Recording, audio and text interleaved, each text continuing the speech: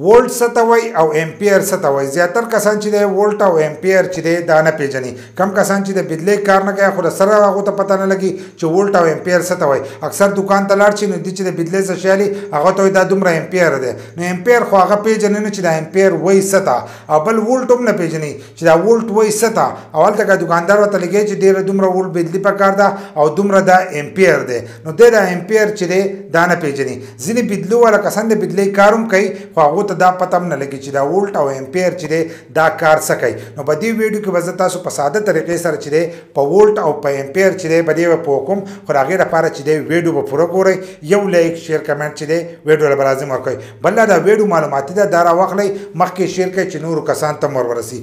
نو زیاتر کسان چې دی هغه به والٹ نه پېژني. والٹ چې دی دا پرشر ته ویلی کېږي، لکه څنګه چې د اوبو پرشر یا د ګیس پرشر.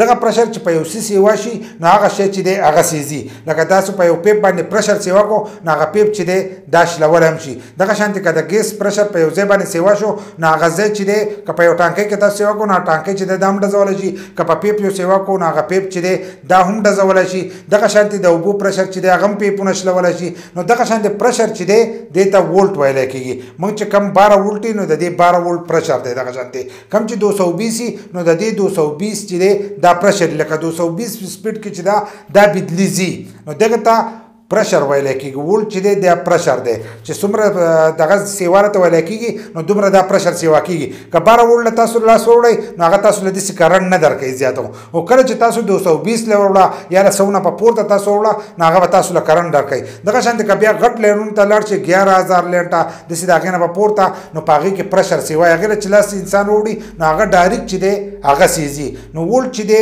دا پرشر ته ویلی کېږي. لکه کمپرشر چې ځي نو دې ته والٹ ویلی کېږي. د بیټرۍ کرنټ چې دی 12 والٹ دی او د بجلۍ کرنټ چې دی دا 220 دی. لکه د عام بجلي چې موږ استعمالو بیا پکې داسې 3 پیز ده د هغې هغه پرشر چې دی د دې نه سیوا دی. نو والٹ چې دی دا پرشر ته ویلی کېږي. کوم ځای کې چې وي لیکلی شوی نو دا به تاسو ته پرشر ښیي چې دومره پرشر چې دی دا شی برداشت کولی شي. که د هغې نه سیوا پې تا ور واچو نو دغه به سیزي، که د هغې نه کم دې ور واچو نو هغه شی چې دی دا نشي چلولی. نو کوشش به کوئ چې والٹ کوم ځای کې لیکلی د هغې مناسب والٹ په ورکوئ. که د هغې نه سیوا یې ورکو نو به سیزلی. لکه تاسو اوس 12 والٹ ته د بجلۍ دا کرنټ ډایرکټ ورکوئ 220 ډول ورکوئ نو هغه به ډایرکټ چې دی هغه شی چې دی به یې سیزلی کم چې د بیټرۍ دی نو دا پرشر ته ویلی کېږي. ایمپیر له به راشو. ایمپیر خو به تاسو پېژنئ چې دا کرنټ ته ویلی کېږي.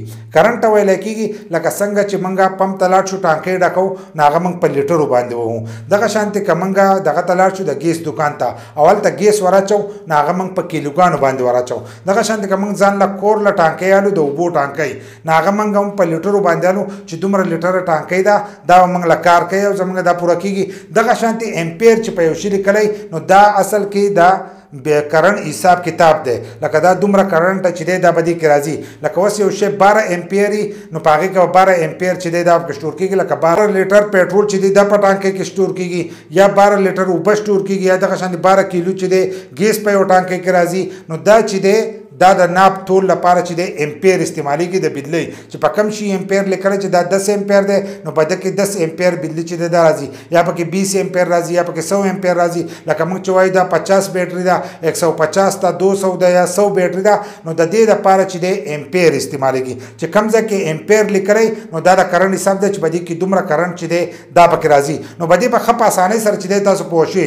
که تاسو له اوس یو سړی بیټري درکړي چې دا 200 بیټري ده نو تاسو یې په دې کې لکه 200 ایمپیر کرنټ چې دی دا پکې راځي. دغه شانتې که تاسو د بجلۍ نور سامان الی او تاسو ته یو سړی ووایي چې دا دومره ایمپیر دی نو دا دومره ایمپیر چې دی دا په دې کې راځي. د دغه نه سیوا نه راځي. که د هغې نه ستا سیوا استعمالي نو بیا به هغه تا ته کمیږي. لکه څنګه چې د اوبو ټانکۍ په هغې کې کم لیټر راځي تاسو وړه واخیستل جواب په لږ وخت کې ختمیږي. که غټه یې واخیستله نو هغه به ډېر وخت کار کوي. نو دغه شانتې د ایمپیر حساب دی. بجلۍ چې په ناپ تول حسابوي نو هغې ته ایمپیر ویلی کېږي. اوبه چې حسابېږي هغه په لیټرو حسابېږي. دغه شانتې ګیس هر سره چې دی هغه په کیلو والی کېږي.